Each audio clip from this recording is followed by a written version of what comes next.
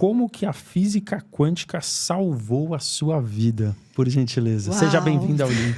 Você teve uma experiência de quase morte, né? Exatamente. Muito obrigada por esse convite maravilhoso. Tenho certeza que após esse programa, milhares de pessoas vão mudar completamente a sua vida financeira. Porque conhecimento é poder. E a partir do momento que você tem o conhecimento para aquilo que você precisa mudar, a vida se transforma. Obrigada, meninos. Imagina. A física quântica, ela literalmente salvou a minha vida. Eu tive um problema renal muito grave. Eu fiquei alguns anos fazendo diversas cirurgias, litotripsia, uretotripsia, até que chegou na minha 4ª cirurgia mais evasiva. Quando eu saí do hospital, eu estava com o duplo J. O duplo J é um pedaço de ferro que fica no seu canal para abrir o canal e sair por ali sair as pedras, que é um pedaço de ferro que machuca muito. Você anda, você caminha, você sente ele, né, em você. Eu já estava há alguns anos... Dentro de você. Dentro de você. Fica dentro do seu canal, né? Um pedaço de ferro desse tamanho. Caramba. E eu achei que aquela seria a minha última cirurgia, né? E quando eu saí, eu senti ele. Falei, não acredito. Aí o meu médico veio e falou, olha... nós descobrimos que você tem 4 ureter. Todo mundo tem 2 ureter, um de cada lado. Você tem 4.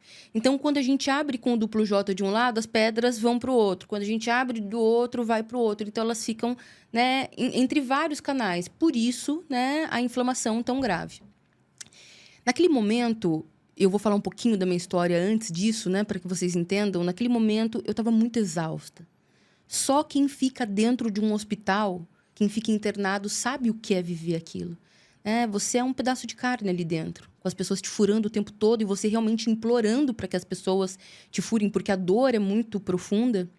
Então, eu falei para o doutor, eu não vou mais operar. Então, ele me disse, se você não operar mais, isso é um suicídio consciente. Eu falei, tudo bem, quanto tempo de vida eu tenho? Ele falou, se você continuar dessa forma, 6 meses. Nossa, que corajoso. Então, eu saí dali realmente acreditando, não tinha física quântica ainda, acreditando que eu tinha mais ou menos 6 meses de vida. Que ano era isso? Isso era em 2014. Tá. 2014. Ok. Fui para casa e fui pesquisar coisas para fazer antes de morrer.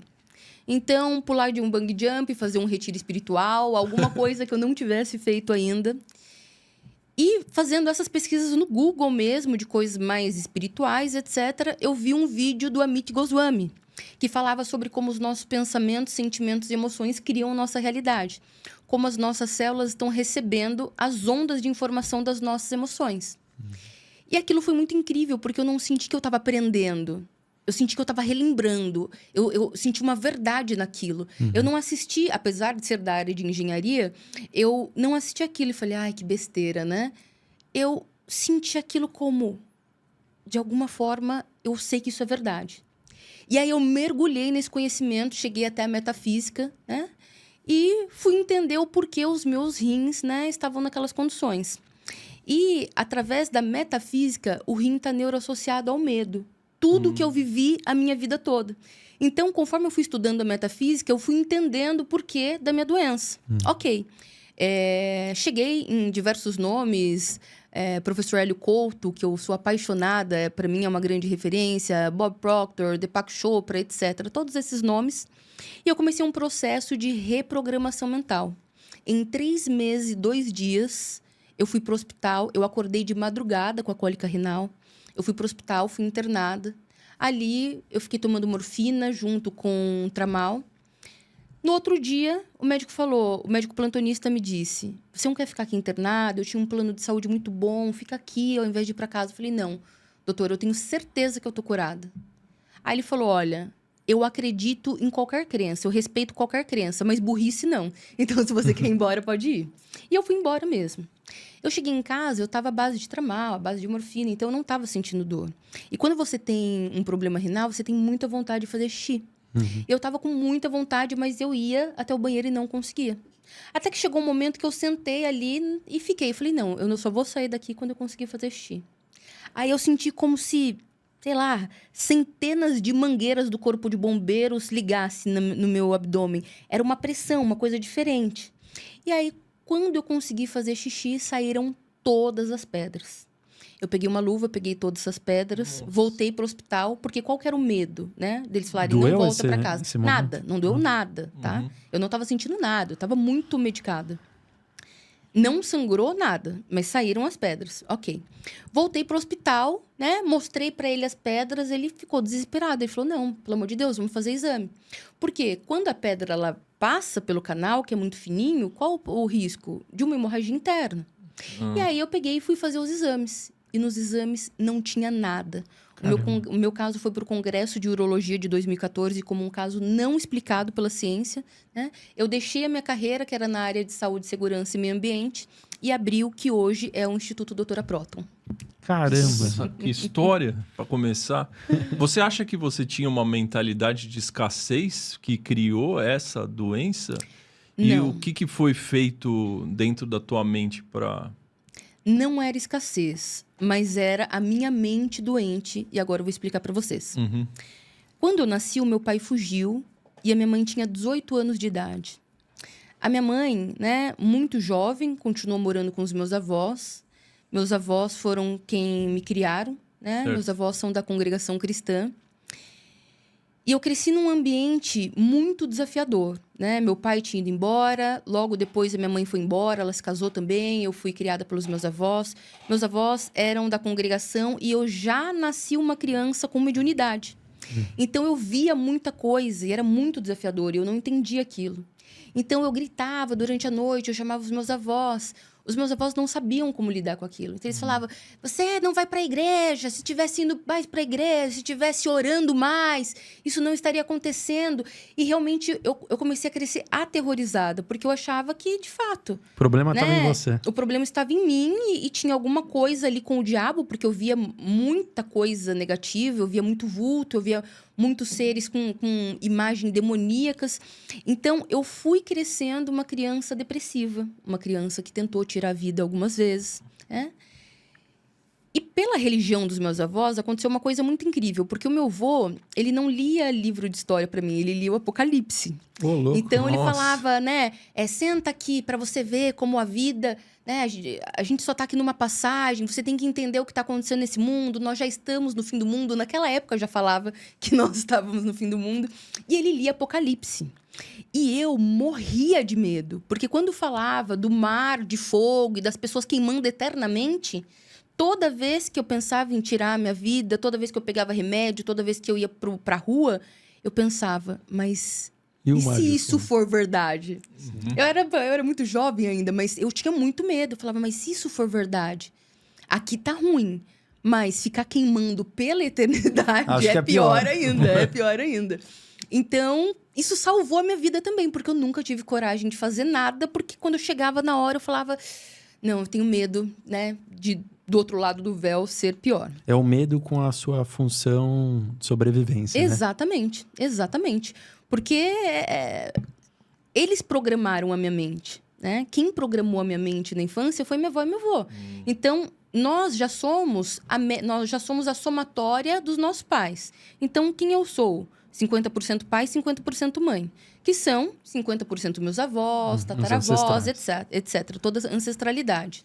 Ok, você já vem para o planeta com a programação mental da sua ancestralidade. Biológica, mental, emocional. E então, o momento que você fica no ventre da sua mãe, que nós chamamos de vida intrauterina, é muito interessante, porque tudo que você vive, tudo que a sua mãe vive na vida intrauterina, você vive sentindo como se fosse com você. Então, por exemplo, se a sua mãe ela recebeu muito amor, muito cuidado, você já nasce com uma pré-programação de muito amor. Mas se a sua mãe passou por muita violência emocional, se ela foi deixada, se ela foi abandonada, se ela foi criticada, você vive toda essa dor que ela está vivendo, mas como se fosse contra você. Então, você já nasce com essa pré-programação. Do momento que você nasce até seus 7 anos de idade, você não tem a mente consciente. Você só tem a mente inconsciente. A mente inconsciente, ela é um jardim onde tudo que você planta dá. Ou seja, quem estava programando esse jardim eram os meus avós, com uma base, né, da igreja evangélica muito forte. Então, apesar de já ter vindo muito diferente com mediunidade, eu não entendi o que era mediunidade. Naquela época, eu achava que era o diabo mesmo que estava me tentando, era o diabo mesmo que estava tentando me persuadir, né, para não ter uma vida, né, positiva. Ok. Saí dessa infância e fui para a adolescência com muitos problemas de saúde. Eu tomava antibiótico todo mês. Eu tinha garganta inflamada todo mês. Eu era uma criança, eu já nasci com obesidade. Então, na minha adolescência, eu cheguei a pesar 98 quilos. Nossa. Então, tudo isso são marcas o quê? Da dor. O corpo, ele fala. E ele fala através da somatização. Sim, os recados. Né? Exatamente. Então, eu fui crescendo uma adolescente depressiva, ansiosa, com muitos problemas de saúde. Eu sempre estava no hospital, sempre tinha alguma coisa. Quando eu fiz 18 anos, eu sempre muito revoltada, a minha mentalidade era: vou trabalhar, vou ganhar muito dinheiro e vou sumir daqui. Eu cresci no interior, né, na periferia do interior de São Paulo. E aí eu fui para minha primeira experiência de trabalho, que foi telemarketing. Na época, o meu salário era R$260. Caramba. Né, para trabalhar de domingo a domingo. Claro, né, que com inflação, enfim, Sim. não é como hoje, R$260 hoje, mas esse era o salário da época. Isso me revoltou ainda mais, porque quando eu vi que eu tinha que trabalhar de domingo a domingo e aquilo não pagava nenhum curso técnico, né, eu falei, como que eu vou fazer? Então, eu fiquei uns 7 meses nessa empresa, depois fui para o shopping vender cartões na C&A. Já foram abordados pelas pessoas na C&A? Já. Tratem elas com respeito, Sim, viu? Sim. E peguem o cartão sim, porque eu fiz isso por quase um ano. Ajuda elas. Então, ajuda elas. Então, depois eu fui para a C&A, meu salário era R$350. Eu queria fazer faculdade de qualquer coisa, mas não tinha ainda, não pagava uma faculdade. Então, dentro do ônibus, eu passei na frente de uma escola técnica e estava uma faixa, né? Faça uma prova aqui e ganhe até 50% de bolsa.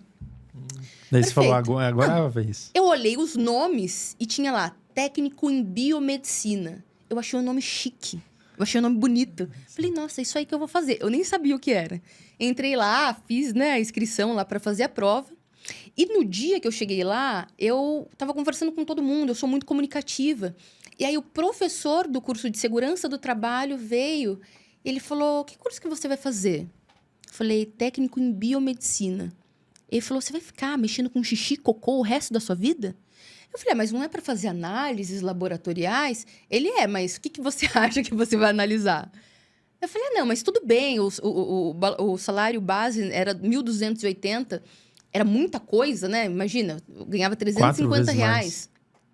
Aí ele falou, olha, eu sou o coordenador do curso de segurança do trabalho. O piso do técnico de segurança é R$1.800. Muito mais. Olha. E você só vai andar pela empresa com uma prancheta na mão, só vai cuidar das pessoas, fazer treinamento. Mudei na hora, né? Risquei técnico em biomedicina e fiz a prova e consegui 50% de bolsa para fazer o curso técnico em segurança do trabalho. Bacana. Fiz o curso, né, de segurança do trabalho e me formei em 2008. O que estava acontecendo no planeta? Crise. Aquela crise financeira absurda. As empresas estavam mandando embora. Automaticamente, saí do estágio, não consegui ser efetivada, não consegui uma vaga na área, então eu fui para 25 de março comprar CD, DVD, roupa falsificada. Se virou? E fui me virar, né? E eu vendia na feira, vendia para os meus vizinhos, vendia para amigos. Eu fiquei um ano assim até conseguir entrar, né, na área. Entrei na área, comecei a estudar, fui me formar em muitas áreas, meio ambiente, normas nacionais, internacionais, OSAs, até que eu me tornei coordenadora, resumindo muito, né? Coordenadora em saúde, segurança e meio ambiente. Mas por que explicar isso é importante para vocês, para todos vocês que estão nos ouvindo? Porque muitas vezes a gente começa, a gente tenta, e aí quando não dá certo, a gente já desiste. E aí as pessoas nos assistem, vê eu, vocês, e fala, nossa, mas para eles é fácil. Não foi fácil. Uhum. Nunca foi fácil para mim. E eu falo para os meus alunos, nada é fácil, mas é possível.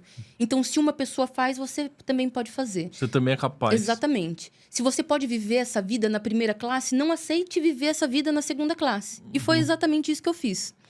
Eu era coordenadora em saúde, segurança e meio ambiente. Eu estava começando a ter uma vida mais digna. Tinha comprado o primeiro carro bonito, carro decente. Tinha viajado pela primeira vez de avião, etc. Mas aí eu comecei a ter essas dores renais. E aí, 2 anos de muitas dores, de muitas cirurgias, o médico vem e fala isso pra mim. Então, veja que a minha alma estava cansada. Então, não foi somente, nossa, né, não quis lutar contra a vida, não quis, né, lutar pela vida. É porque eu já vinha de um histórico, desde o momento do meu nascimento, de muita dor. Muita luta. Então, quando eu consegui estabilizar, eu falei, nossa, agora minha vida vai acontecer, vem essa doença. Então, eu estava exausta. Foi isso que me fez falar pro médico, não, chega, eu não vou continuar aqui. Eu não vou ficar mais lutando para viver. Se não é para eu viver, tá tudo bem. Se acabou, né, o meu tempo aqui no planeta, ok. Enfim, achei que teria 6 meses, mas aí me curei, né? Metade do tempo. Metade do tempo, foi incrível. E eu fiquei tão apaixonada, tão loucamente apaixonada, que eu deixei a minha área de segurança do trabalho e comecei essa empresa do zero, sem R$1. Eu não sabia como, mas eu já tinha programado na minha mente que o como não é um problema meu, o como é um problema do universo. Qual que era o meu papel? Fazer acontecer. Então, essa empresa, primeiro, seria uma empresa de palestras motivacionais com o embasamento da física quântica. Eu já era palestrante na área, né, de segurança do trabalho, mas ninguém queria me contratar. E como eu sempre fui muito comunicativa, eu tinha muito networking, então eu ligava para os diretores, para os gerentes, para todo mundo que eu já tinha trabalhado. Falava, olha, deixa eu fazer uma palestra aí, as pessoas só precisam me ouvir. Eles falavam, só se for de graça. Tá bom, vou de graça. E aí eu comecei a fazer palestras de graça. E já nas primeiras palestras, as pessoas me falavam, você atende individualmente? Quando me falaram isso, eu falei, não sei, o que eu respondo? Eu falei, atendo. Eu não sabia como atender individualmente também. Mas isso era problema do universo. Exatamente. Gente, eu tenho isso na minha mente o tempo todo, independente do que vai acontecer. Isso não é um problema meu. Muito eu já bom, tenho hein? muitos problemas. Isso é um problema do universo. O meu papel é criar. Se eu crio a minha realidade, então eu não tenho que ficar preocupada em como vai ser feito. Eu tenho que fazer o que é possível nas minhas mãos e depois deixar e depois soltar, deixar o universo agir também. Não é simplesmente uma loucura imaginária. Quero ganhar R$1 milhão e vou ficar mentalizando e vou deixar para o universo. Não, eu trabalhava de domingo a domingo, tá? Os primeiros anos da minha empresa, eu trabalhei de domingo a domingo por pelo menos uns 5 anos seguidos, sem nenhuma viagem, sem comprar nenhuma peça de roupa. Mas eu sabia que se eu criava minha realidade, eu só tinha que ter um pouco de paciência que o negócio ia acontecer. Então, começou com essas palestras gratuitas, as pessoas me perguntavam se eu atendia, e aí eu explicava para elas. Não sou terapeuta, porque na época, né, eu não era. O que eu posso fazer é ensinar vocês o que eu aprendi, o que eu estudei, né, que me curou. E aí, né, vocês aplicam. Só que física quântica, maravilhosa, é uma coisa muito incrível. Não tem como não ter resultado. Não existe a possibilidade de não ter resultado. Se você aplicar, você vai ter resultado. Então, o que começou a acontecer? As pessoas começaram a se curar do câncer, de ansiedade, de problemas de autoestima, começaram a performar melhor no trabalho. E elas começaram a falar para os seus amigos sobre o meu trabalho. Eu ia nas palestras da cidade, ia em eventos de networking. Então, a minha empresa cresceu assim, boca a boca, até chegar a pandemia. Então, quando chegou a pandemia, eu estava muito bem em termos clínica, né? Eu só tinha clínica, não tinha a minha empresa no mercado digital. Então, eu já faturava ali uns 25, 30 mil reais, né? Como terapeuta, eu já tinha me formado em centenas de áreas ao longo dos anos. Já estava estável ali, confortável. Já estava estável. Depois de tudo que você passou, né? Exatamente, mas já estava feliz. Aquilo para mim, gente, já era incrível, entendeu? Eu fui criada por um pedreiro e uma dona de casa. Você ter um salário de 25 mil reais, eu era a pessoa mais rica da minha família. Você estava grata. Extremamente grata. Eu tinha uma clínica de 2 andares no prédio, né, com 1 metro quadrado mais caro da cidade. Eu já estava muito bem, muito feliz, muito grata, curada, bem, enfim. Mas aí veio a pandemia. E aí eu tive que fechar as portas da clínica. Só que aí já é diferente. Eu já tinha outra mentalidade, diferente daquela menina, né? Que virou pro médico e falou, chega, não quero. Hoje, né? Com uma mentalidade diferente, eu pensei, bom, vou fechar as portas. O que eu posso fazer? O que está no meu controle? Eu não sei quanto tempo isso vai durar. E eu achei que ia durar no máximo 1 mês, né? Foram anos. Todos nós. Né? Mas a primeira coisa que eu pensei foi... Bom, preciso atender online. É isso que eu preciso fazer. Só que o meu forte, eu trabalho com o meu método, que é hipnose com reprogramação mental. E eu nunca tinha hipnotizado uma pessoa online. E aí eu falei, bom, não sei como vai ser. Mas o como não é um problema meu, como é um problema do universo. Exatamente. O meu papel é tentar fazer o meu melhor e o máximo que vai acontecer é eu devolver o dinheiro pro meu paciente e falar, não consigo. É isso. Deu muito certo, foi incrível, foi maravilhoso. E naquele momento que eu comecei a atender online, eu tinha, sei lá, 15 mil seguidores nas minhas redes sociais. As pessoas entravam em contato querendo terapia, mas elas não tinham dinheiro para fazer terapia, mesmo que minha terapia fosse, né, um valor muito irrisório na época. E aí eu tive uma ideia, eu falei, bom, não podemos sair, temos que ficar dentro de casa, né? Minha agenda não tava lotada como era antes, porque eu estava começando a atender online. Falei, eu vou fazer um grupo no WhatsApp e vou disponibilizar todos os tratamentos de reprogramação mental da minha empresa gratuitamente para as pessoas. Sem se a gente vai viver, se não vai morrer, pelo menos estou fazendo coisa boa, né?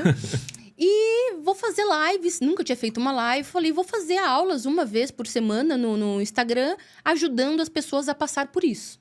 Ok, criei esse grupo. Começaram a vir centenas de pessoas para esse grupo gratuito. Até que eu tive a ideia. Eu falei, bom, vou fazer um sistema de troca. Para as pessoas entrarem no meu grupo e aprender e fazer minha reprogramação mental, elas precisam fazer um story por dia contando a transformação que elas estão vivendo. Porque são transformações surreais. E aí, as pessoas vendo os stories dos outros começaram a chegar e começou o boca a boca, assim, né? O boca a boca, ainda mais... boca a boca a internet, digital, né? A internet ficou muito poderosa na época da pandemia. É poderosa hoje, mas naquela época Era as pessoas estavam recurso. 24 horas ali. Então, a minha rede começou a crescer. Até que um dia, eles são meus parceiros até hoje, né? Adoro. Até um dia que eu olhei uma propaganda do Resiliência Humana falando, vocês querem divulgar aqui com a gente, crescer sua página e tal? E eu não tinha muitos recursos naquele momento. Eu lembro que era R$500 por 3 posts. Na época, isso era muito dinheiro para mim. R$500 para 3 posts. Eu atendi a pessoa 1 mês para ganhar R$500. Eu falei, não, vou tentar.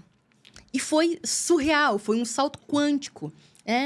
Foi uma coisa que nunca mais aconteceu naquele nível.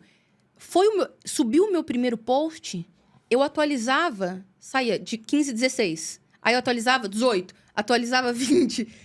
Por segundos, assim. Foi uma coisa muito incrível. Nossa. Eu saí de 15 mil seguidores para 100 mil seguidores em 1 mês. Olha. Depois de 100 mil para 200 mil em 3 meses. E aí, sim...